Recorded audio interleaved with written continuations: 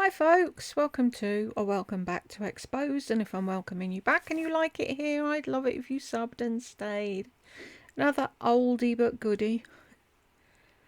I don't know when this was, 4 years ago. Last one I uploaded them 4 years ago. Was it 4 years ago? Who knows? Shall we jump in? It's the Lori Show. You're mean. I'm out of here. Okay, I'm mean. I don't even know you, so just shut the fuck up.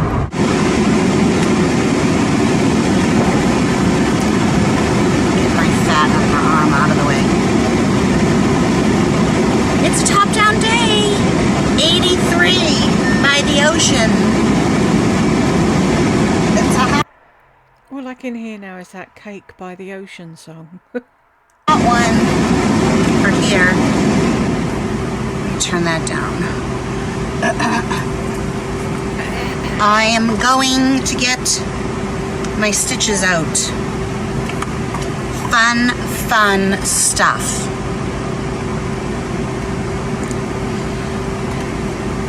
But I like the doctor, so, you know. Do you really think the doctor's going to be taking your stitches out? It'll be a nurse, probably. Snip, snip, 2 seconds, off you go. Job done.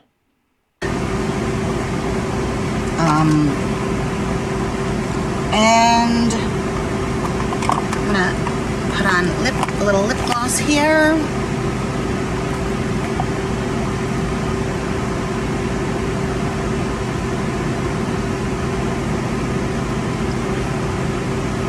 I don't like that color, but it tastes like mango. Is there even a colour to it? A little bit of this.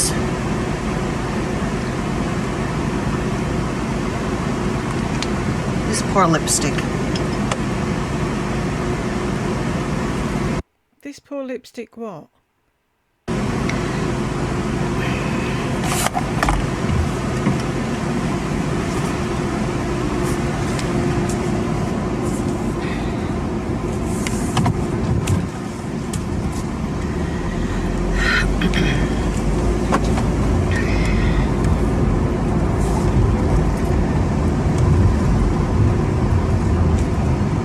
Not putting your hand over the camera, isn't that what she used to do?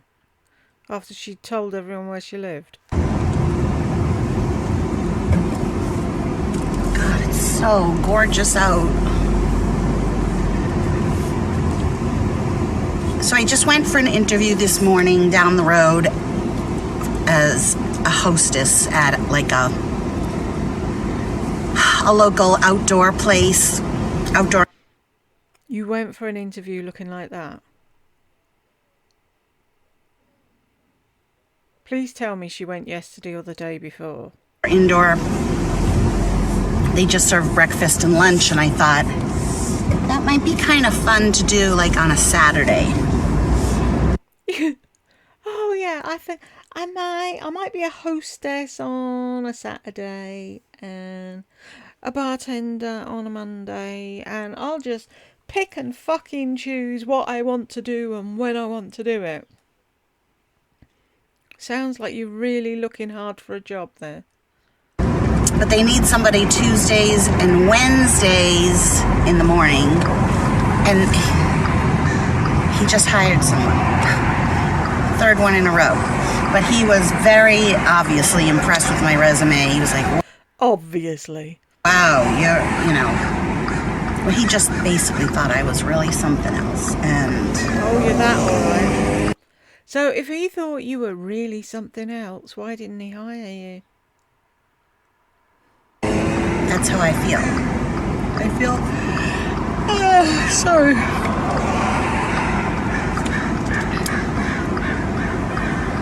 That I have a lot to offer. And the right Like what? job will come along. So many of the jobs have a sales part to them, and I'm so not interested in doing that. Selling memberships to massage places like Massage Envy or Hand and Stone. You know, I've done that. Really would like full-time receptionist at a hair salon or a spa, and I've signed up with several hair salons and spas want people on the front desk that look drop dead gorgeous with perfect teeth and bodies, so that people see them and think, I want to look like them, I'm coming here. You're a 56-year-old woman past her prime who hasn't taken care of herself, and you think you're going to get a job front desk. Okay. I mean, we used to call them headhunters, but employment agencies. I hate driving behind a truck that has wood sticking out. Although, if they stopped short, the wood would go that way, not towards me, but it could fly out. But if they stopped short, it keeps going. So whatever's in the car, like I'm going 40. My car is going 40 and my body is going 40 miles an hour. Did you guys know that?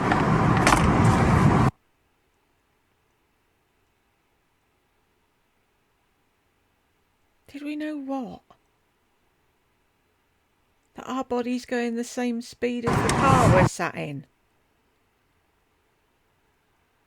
Did she really just say that? Oh, and I started watching Orange is the New Black, the 6th season. But what I didn't realize was, like, it must have come out in June. Because all the season, there are 13 episodes. Hold the fucking steering wheel, or the wood in the truck in front of you won't be the only thing you need to fucking worry about. So I can watch all 13 and I have to wait a week. So good, but it's so scary. It's what, I always call myself an empath. Just because I call myself an empath. Yeah, I'm not an empath, but that's what I call myself. I'm an empath doesn't mean that I put up with bullshit, I was doing one of my live YouTube videos, and I really hate it when somebody new gets on there and says something like, what did I miss? After I've been on for half an hour. So just ignore it. Let the people in the chat tell them. That's the whole point of going on a live. They're not expecting you to answer.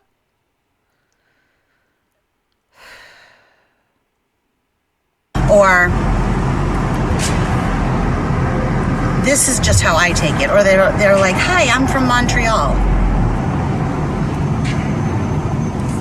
Okay.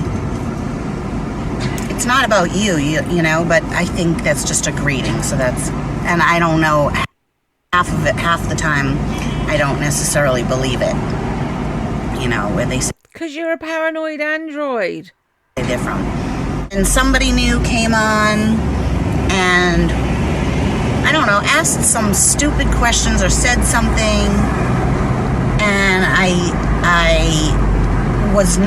was kind of rude in answering back. I don't even remember exactly what it was, but I was like, just sit and listen, No, you didn't say just sit and listen. You probably said just shut the fuck up. It's the Laurie show. Laurie show. You're mean. I'm out of here. And then she left and everyone was like, bye. And then she wrote, or she or he, it wrote on one of my YouTube videos, you're mean. You call yourself an empath, but you are mean. First of all, what adult really uses that word? You are mean. I get that all the time.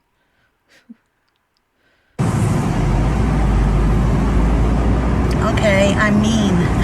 I was mean to you because you annoyed me for whatever reason. I don't even know you, so just shut the fuck up. Somebody, I don't remember who it was. It was someone I didn't know. Kept saying, you have a great voice. You should be a voiceover.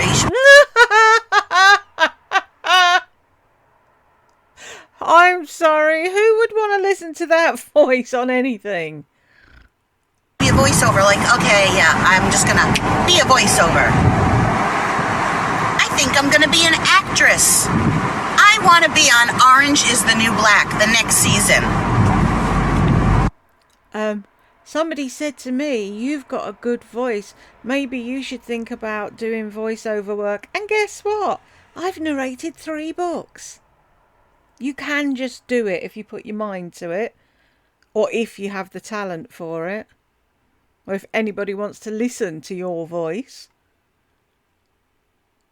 That's the thing. Oh, everyone's doing podcasts. I'd like to do a podcast. Can somebody tell me what you have to do? You never want to put the effort in yourself. It's always someone else has to do it. Just so happens I would be really, really good on it. And I also decided, yeah, I would do the nude stuff. I don't care. All floppy and saggy, and I really don't even care. If I was on a TV show, I would be an extra standing in line waiting to get in the showers on Orange is the New Black naked.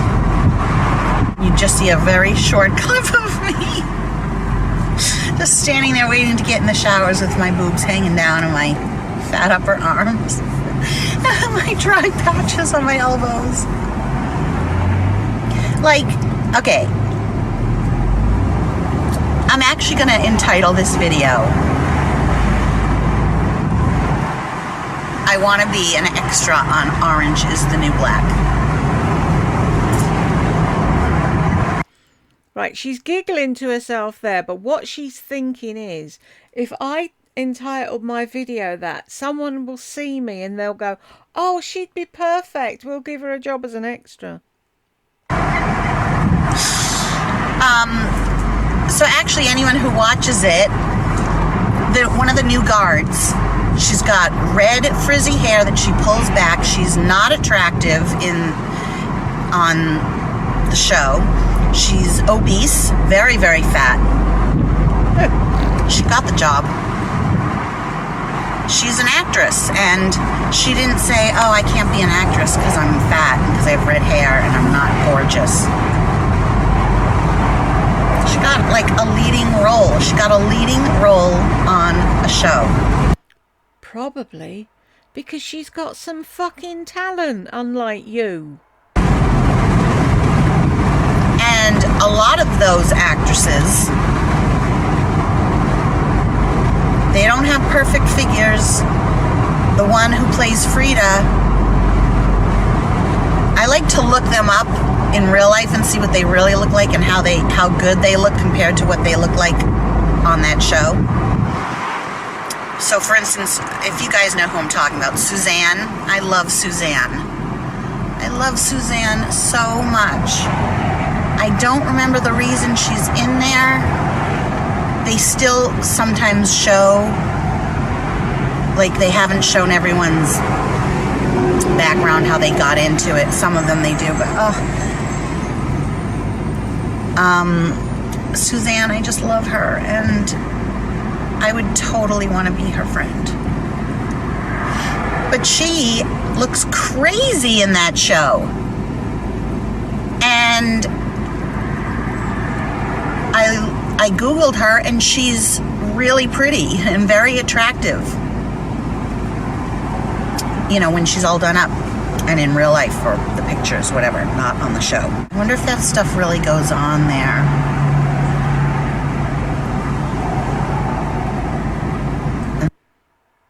You wonder if what stuff really goes on where? In prison. Is she sat there lamenting about how much fun they have in prison? And the wardens. Ugh. I shouldn't watch it before going to sleep. It's not a very positive. It's not a positive way to sleep and marinate in your head what you want, the positive things that you want out of life. I guess all it does is make me think, don't ever by mistake kill somebody because... Well, here's a tip. Pay attention to the fucking road and stop making videos. Or tax evasion, like Teresa from The Real Housewives, you know, was in there.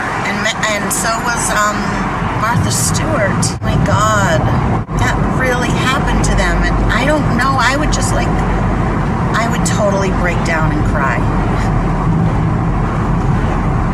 Exactly. She wouldn't last 2 minutes inside, would she?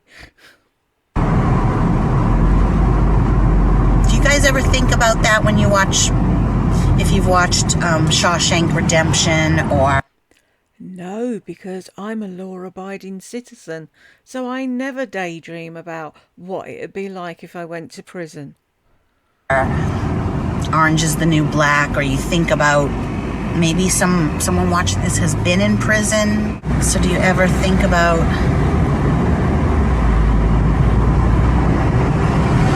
You ever think the way I'm thinking when you watch that show?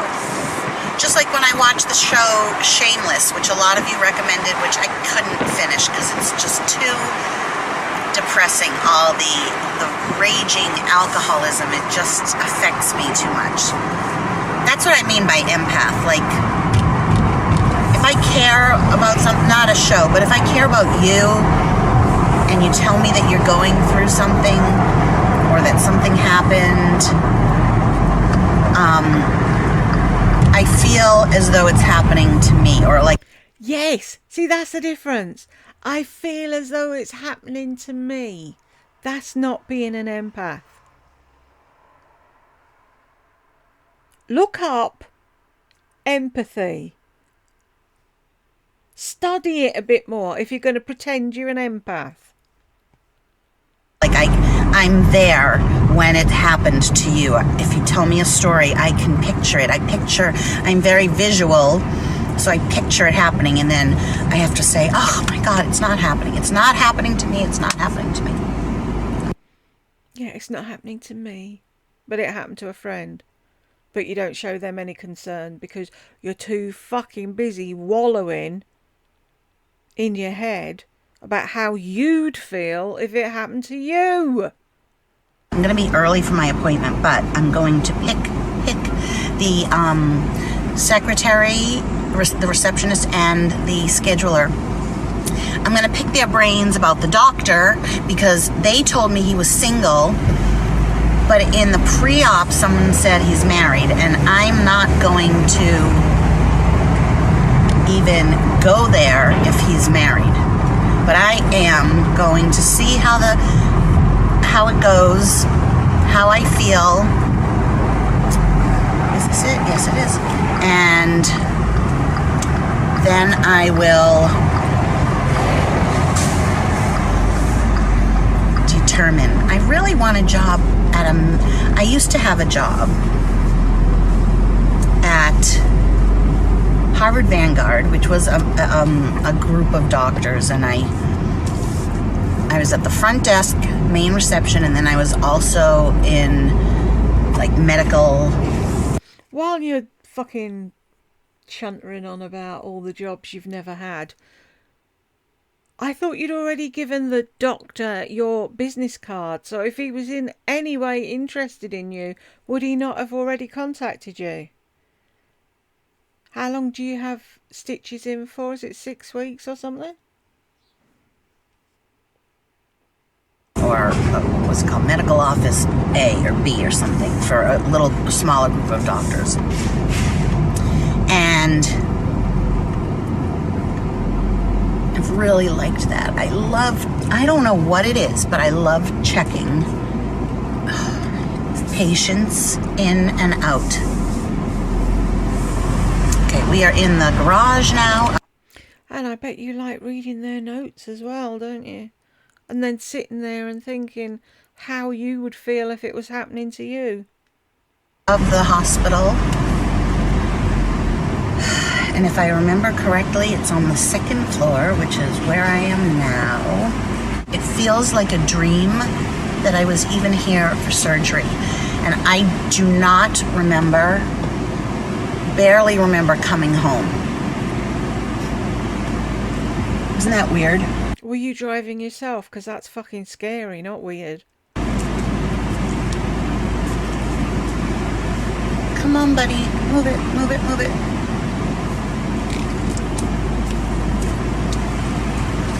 Orthopedic parking, patients only. Well, I have orthopedic issues. I think I count.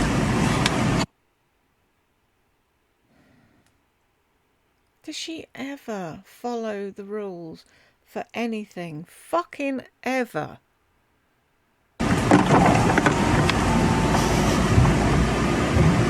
How are all of you doing, by the way? I'm gonna stop now, go in, and then I'll come back after and tell you how everything went, okay? Okay, he was in the OR. So the assistant took out the one little stitch. It didn't even hurt. I mean, Fuck's sake. It didn't even hurt. How old are you? And I already said he wouldn't be there to take your fucking stitches out. And you said stitches, plural. Fuck's sake. literally didn't even hurt, and he did such a great line. And there was one little, the way he had told me, the way he does it is he does this understitch. So there's one little teeny stitch that needs to be taken out. And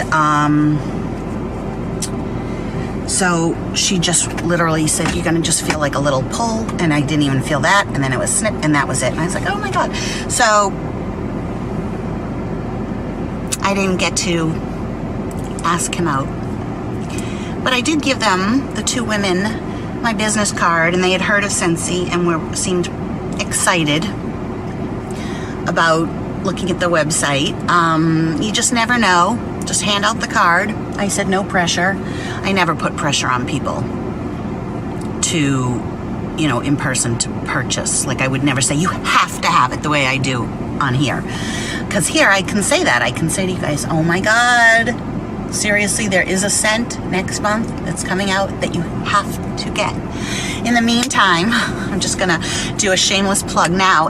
Don't forget, everything on my website's 10% off this whole month. Go. 10% is not worth getting out of bed for, I'm sorry. Go shopping, get 10% off of things that you might have wanted. I'm also gonna do another video showing you some things on the website. Anyway, so I'm gonna put the top down.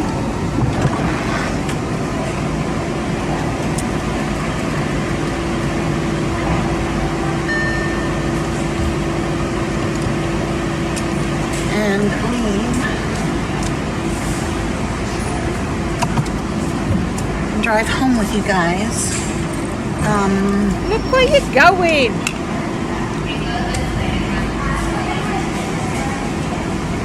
I do have tomorrow, what do I have? Oh, tomorrow I have to get the dog's nails cut. I used to cut Bella's nails, but she won't let me anymore. She needs to be muzzled, and I don't want to be the one to muzzle her because I think that would freak her out. So You don't think you just being you every day would freak her out, do you? You think putting a muzzle on her would freak her out? in her old age, she has gotten really nippy, like in the middle of the night. If she's not in bed with me and she's on her little bed and I go to pat her and she doesn't hear, because she doesn't hear as well anymore, she'll turn around to bite. Exactly, because you've made her jump because she was fucking asleep. Leave her alone in the middle of the bloody night. Doesn't know if it's the cat or pom-pom or a person. She doesn't really bite. She has bitten people as they're leaving. Oh my God.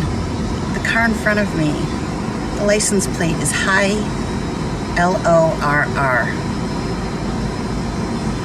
Oh, I feel like that's an angel talking to me. Because also this morning, so, you guys, we're going through like a lot. Just financial troubles, and I'm looking for a job, and it just seems hopeless, and all the surgeries, and then I was sick, and I'm just tired. I'm just so tired of life, you know, of like the struggles. And this morning I woke up, and I do look for signs. I do look for signs everywhere I go. So this morning I woke up,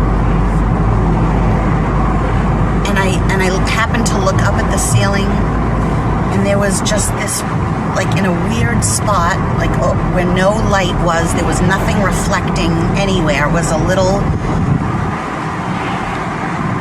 glow of something on the ceiling. It was this big, the size of like a dime, maybe a quarter. And I kept looking, and all the shades were closed, and my phone wasn't reflecting anything. There was, I put my hand all over the mirrored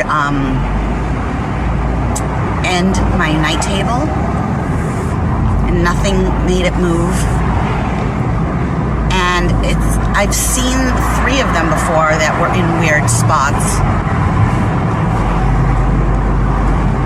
but this was just so weird. And so I choose to look at that like a sign that it was an angel saying something to me, just saying it's gonna be okay. And then just now, the car in front of me said, "Hi, Lore." And my father called me Lore.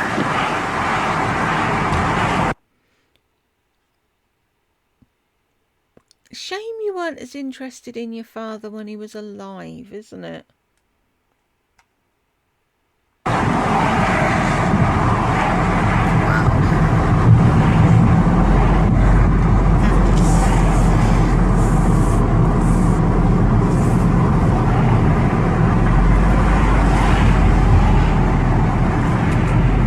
Made my heart palpitate. Some people would say, "Oh, it's coincidence," or, you know, I really feel like it was my father. That was my father, because he called me Lore. I don't have anything more to say. I feel a little down. I feel dejected. I don't feel positive. I don't know what I feel. I have false eyelashes on the edges because of the interview, and then I figured, oh, and I'll see the doctor, which I didn't get to see. I really should start dating again. I would have some really great dating stories for you. See, you said this in another video I did. How do you know that you'd have really good dating stories unless you're making them all the fuck up? Like everyone was missing a finger or a leg or an arm or a head. Brain. It could be a whole series. I could do it just to like write a book about online dating. I'm sure there have been some that were written, but I could easily write a book. I'm a very good writer, but I could easily write a book. I'm a very good writer, but there's always a fucking but, isn't there? 2049. That would involve actually fucking doing something. Putting in some effort. God forbid you'd actually do that. It's the Lori Show. And then just now, the car in front of me said,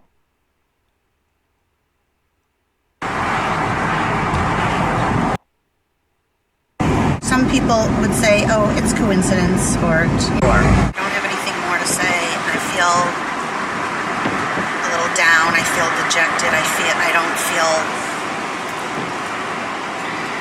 positive. I don't know what I feel. I have false eyelashes on the edges because of the interview, and then I figured, oh, and I'll see the doctor, which I didn't get to see. So she did go to the interview like that? Really? Wow. I really should start dating again. I would have some really great dating stories for you. It could be a whole series.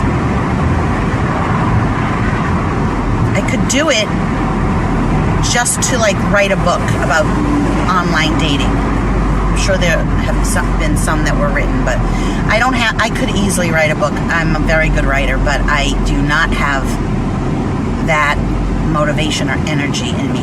See, Scentsy takes up all of that creativeness that... How does Scentsy take up all your creativeness? You're just selling something that's already made. You're not creating anything. The fuck? Drive for me, the self motivation. You know, when you work your own business, you have to motivate yourself to... It's not your own business though, is it? It's a malum. You're selling it for other people. If they want to get rid of you tomorrow, oh yeah, they did that, didn't they? Then you have no job. So it wasn't your business, was it? To do work, otherwise you can just sit there. It's like I have to get motivated to make my jewelry, to talk about Scentsy, to work my Scentsy business. You know, like I just sent out emails yesterday and do a video, whatever.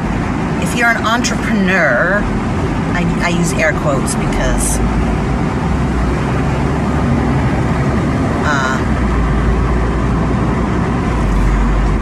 technically I am. I'm anyone who is on my team. You're the CEO of your own company, you know, because it's...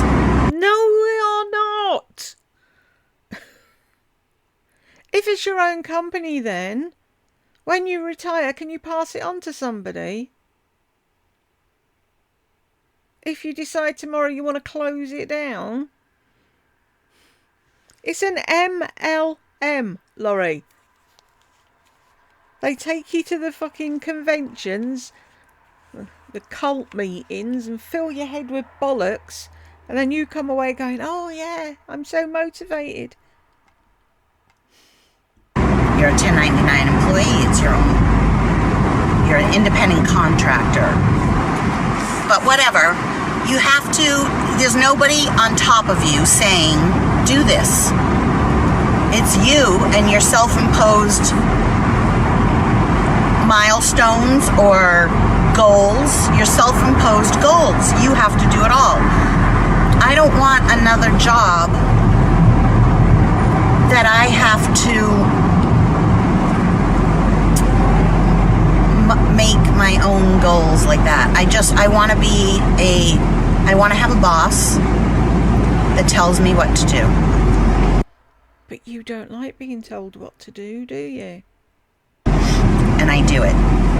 I want to have to answer to somebody. Does that make sense?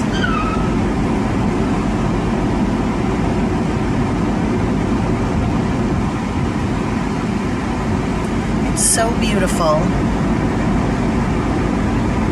I could have more. I wish I had more friends. Okay, that's what I was going to say. I could. I need to join something. I should join something. Paddleboarding. Canoeing. A canoe group. Really, really, really like. I like fishing, believe it or not. Love fishing. And I love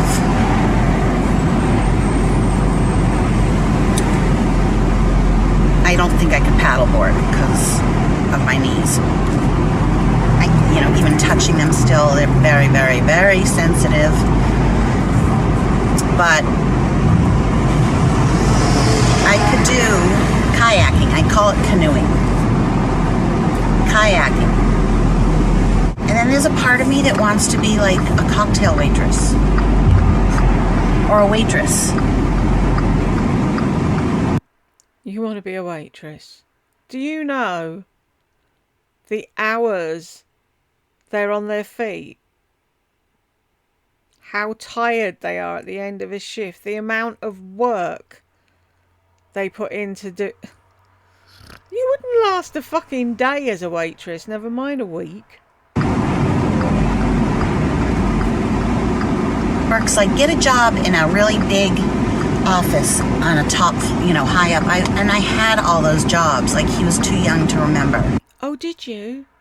When? You had jobs where you were in a high up office? I took him to one of them once on a weekend. I had some work to do. That was a great job. Yeah, I bet you took him there one weekend just to show off and you didn't have anything to do. And I bet you whoever was there that day were like, Laurie, why are you in? That was a high-level executive search firm. And I was the assistant to the head of HR. And my job was, it was like a... I thought your job would be assisting the head of HR. If you were the assistant to the head of HR. Set one-time job, so temp to perm, but it never went permanent. It was to organize this big, huge, once-a-year event that flew in all brand new recruiters from all over the world. Oh, sorry. From all over the world as like this orientation. And that was the one thing you did ever, because that's all you ever talk about. It was so complicated. I had to fly to Houston, and I was there for 10 days. This is a temp job. 10 days. I was at Kinko's. Right, so it was a temp job. It never went permanent. Yet you're sat there saying, oh, I had all the high executive jobs. No, you got a temp position and then they never kept you on. I was at 3 in the morning making copies for this book that they had to put together. And then the next one that they had me on board to do was going to be in Belgium. But I was doing real estate also at the same time. And I really wanted that job to go permanent so that I could get health benefits. And she was like, I don't even know if we're going to be, like, things were changing within the company. I don't even know if we're going to be having that orientation, So she said, you can stay on if you want, but I chose to. I think the next job that I got was working for Blue Cross Blue Shield. And that job, I was working for a vice president of some division, and it was going great, and then he got a paper cut. You can't make this shit up. Then he got a paper cut on his finger and was hospitalized. He literally almost died from it. And wow, the extremes people all go to get away from Laurie Langer. And when he got better, his boss retired. And because I was the temp for the other guy, the secretary or executive assistant for the top guy, when my boss or the guy I worked for got bumped up, she was supporting him, and I lost that job. I've lost a lot of jobs because of layoffs. I'm trying to think, was I ever fired? Oh, I bet you were. I bet you were. But she kept going on about all these top executive jobs she had, and now she's just blatantly said they were all temp jobs. They don't count. If they didn't say, oh, you're amazing, we're going to make you permanent, it doesn't count. I think I was ever fired from a job, but I was let go because of the reorg. That's what they told you. But you have to remember, I was working in the late 80s, 90s, mid 90s, up until like 1999. Then I took a while off and then went back. But during the 90s, oh Jesus, somebody just cut a Winnebago, just almost hit the car on the right and swerved into the left lane, and the car almost hit them. I'm like 3 cars behind. So you have to remember, I was working in the when I talk about these reorganizations, it was in the 90s when everything was booming. All of the biotech and e-commerce was really just starting. So there were lots and lots of jobs out there, and it was booming. And then, oh my God, like then things took such a turn. I'm home. All right.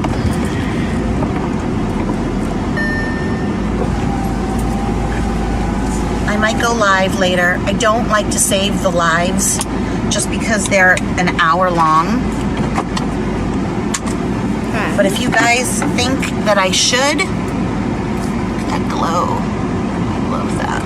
That is just that Tony Moly Aurora beam.